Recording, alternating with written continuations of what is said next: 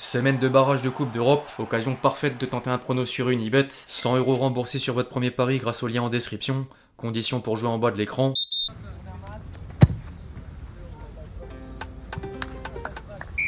L'équipe, j'espère que vous allez bien. Aujourd'hui, nouveau 5. Au programme du jour, sans surprise, un bilan du week-end dans les 5 championnats majeurs, dont la 21e journée de Ligue 1. Quelques informations sur le PSG, entre l'opération prolongation et l'avenir de Luis Campos. Une séquence Real Madrid en pleine tourmente avant le choc contre Manchester City. Une transition justement vers la Ligue des Champions avec mes pronos pour les matchs des clubs français. Avant de conclure en images par la compile de buts traditionnelle. Plus Amir, comme d'habitude dans le reste de cette vidéo, les amis, avant d'entrer dans le vif du sujet, je vous demande un service. Celui, évidemment, de lâcher votre plus beau like. Rien de tel pour donner de la force. Merci à tous ceux qui le font, vous êtes les boss.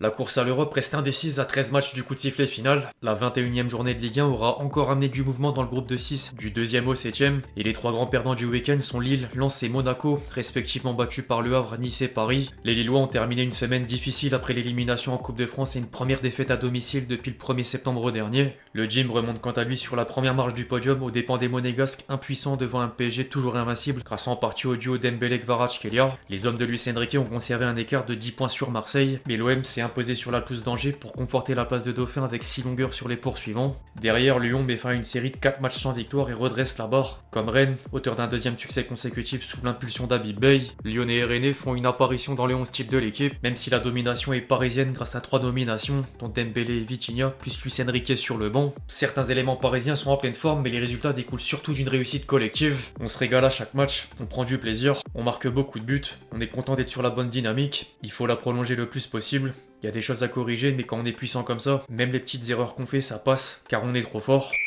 Outre la victoire, le match était également l'occasion d'apporter une autre bonne nouvelle aux supporters parisiens. Le PSG a annoncé plusieurs prolongations de contrats, dont celle de Luis Enrique, Hakimi, Vitinha et Nuno Mendes.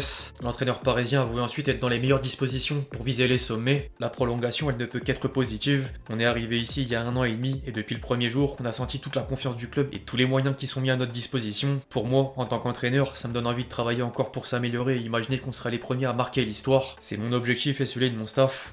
On verra si on y arrivera. 4 têtes du projet viennent de prolonger, mais la liste devrait encore s'étendre dans les prochaines semaines. Les dirigeants parisiens aimeraient revaloriser et rallonger Barcola face à la convoitise des cadres européens, tout comme Donnarumma, malgré les rumeurs d'un arrêt des négociations. Les prestations convaincantes et la volonté affichée du gardien italien de poursuivre l'aventure parisienne poussent certaines personnes internes à travailler vers un accord. En dehors des joueurs, sinon, l'avenir de Luis Campos était en suspens. Le Parisien a sorti un papier pour expliquer que le conseiller sportif tient quelques options de sortie, dont 2 grands clubs anglais et l'Arabie Saoudite, dans le cadre de l'organisation à la Coupe du Monde 2034, avant d'ajouter que Paris s'est approché de l'ancien directeur sportif de l'Atlético Madrid dans la personne d'Andrea Berta, mais Nasser Al-Khelaifi vient de balayer les rumeurs au micro de Canal+.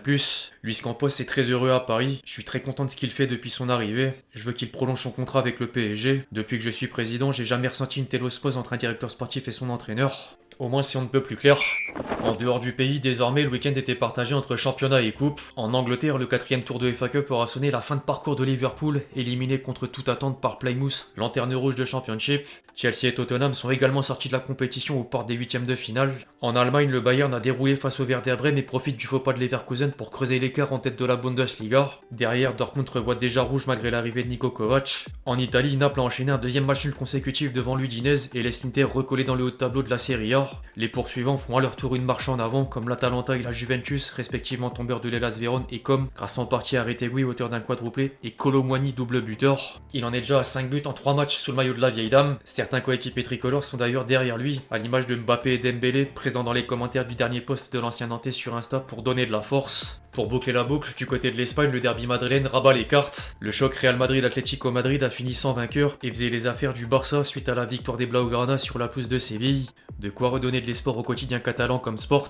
Au passage, Diego Simeone a bizarrement plus de crainte face au rival derrière que devant lui. Je sais pas pourquoi nous serions la 3e équipe de l'équation. Nous sommes 2e au classement aujourd'hui. Aujourd'hui, Barcelone, j'insiste, est la meilleure équipe. Ils attaquent très bien. Ils ont une grande vitesse dans leur action, avec des joueurs fantastiques. En parallèle, le Real Madrid est toujours sujet à polémique. Marca a révélé qu'Ancelotti s'en est pris au quatuor de stars madrilènes Bellingham, Mbappé, Vinicius, Rodrigo à la mi-temps du match pour leur reprocher un esprit trop individualiste, tant en défense au niveau des efforts qu'en attaque sur certaines actions où chacun préférait la jouer seul plutôt que de faire une passe. L'entraîneur italien les a même menacés d'un changement en seconde période s'ils suivaient pas les consignes. Le kick sera finalement relancé les siens au retour du vestiaire. L'ancien parisien en a même profité pour établir un record. Il est devenu le plus jeune joueur à atteindre le total de 500 buts passes décisives à 26 ans. Neymar, Messi et Ronaldo était plus ou moins loin du palier au même âge. Derrière Mbappé, un coéquipier continue d'aller dans le mauvais sens. Vinicius commençait d'ores et déjà à perdre du crédit en interne à cause des problèmes de comportement sur le terrain. L'équipe a même sorti un papier pour confirmer des tensions au sein du vestiaire. Et les performances entrent maintenant en ligne de compte après une dizaine de 3 mois sans but en championnat.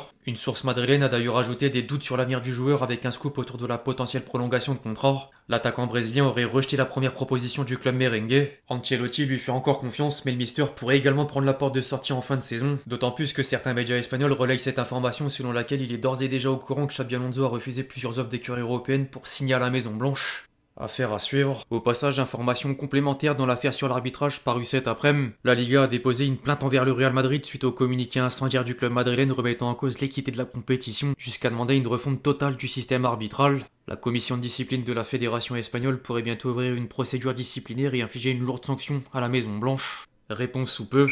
Barrage de Ligue des Champions, acte 1. Les barragistes de la meilleure des compétitions vont jouer leur premier match de la double confrontation et les 3 clubs français en lice seront suivis de près, à commencer par l'affiche 100% Ligue 1 entre Brest et Paris. En dehors des représentants tricolores, tout le monde aura un œil sur le choc Manchester City et Real Madrid. Maintenant, place au prono. Les doubles confrontations rendent toujours la tâche plus difficile, mais je vais me concentrer uniquement sur Brest-Paris et Monaco-Benfica. Premier rendez-vous au stade du Rodouro. Les Brestois n'ont plus rien à perdre, comme me disait Lorenzi au terme de la phase de groupe et après le tirage au sort. On est très content d'être qualifié en barrage et c'est que du plaisir d'être là, car faut souligner qu'au départ on était le petit poussé. On peut pas se dire que c'est pas un bon tirage. On a la chance de continuer cette aventure et c'est que du positif. Maintenant, il y a certaines vérités et en particulier une stat. Brest n'a remporté aucun des 30 derniers matchs contre le PSG. L'avantage de jouer à domicile peut jouer dans la balance, mais j'ai du mal à voir autre chose qu'une victoire parisienne, surtout au vu de la dynamique des hommes de Luis Enrique. Demain, ce sera au tour de Monaco de recevoir le Benfica. Il aurait sans doute été préférable de recevoir au match retour. C'est comme ça, faut faire avec. Mais le défi s'annonce coriace. Les 2 derniers matchs du club lisboète dans la compétition en attestent. La bande à Di Maria aura donné du fil à retordre au Barça dans le fameux scénario à multiples rebondissements avant de battre la Juventus du côté de Turin. Alors non moi l'envie d'être pessimiste, au contraire, match à domicile, pas sûr que ça compte en principauté, mais là c'est un peu plus dur à déterminer le résultat. Les Monégas ont quand même réservé quelques surprises depuis le début de saison, c'était pas loin de finir dans le top 8. Allez, je vais être positif et partir vers la victoire monégasque. Si certains veulent me suivre et pas seulement donner un avis en commentaire, les amis, vous savez ce qu'il vous reste à faire. Rendez-vous sur Unibet, d'autant plus que l'inscription via mon lien en description permet d'obtenir le remboursement de votre premier pari. Exemple, une mise de 100€ sur le combiné du jour égale 301€ dans la poche. Et si perdant, vous récupérez vos 100€ pour pouvoir rejouer ensuite. Disclaimer néanmoins, je rappelle évidemment que les jeux d'argent sont interdits aux mineurs, jouer comporte des risques et ne misez que ce que vous êtes prêt à perdre. Avant de clôturer la vidéo les amis, tradition oblige, la compile de buts.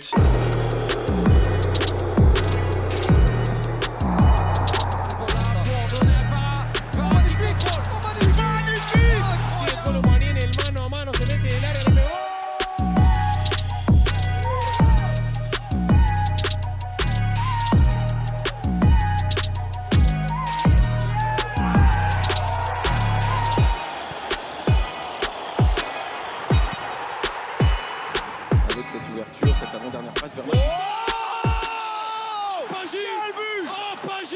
Bref l'équipe, c'est tout pour le fight du jour, j'espère vraiment qu'il vous a plu, je compte sur vous si c'est le cas pour lâcher votre plus beau like. Comme d'habitude, n'hésitez pas à réagir dans les commentaires sur tous les sujets qu'on a pu traiter aujourd'hui, puis d'ici là on se retrouve très vite sur la chaîne pour de nouvelles vidéos, c'était Lexti. Ciao ciao.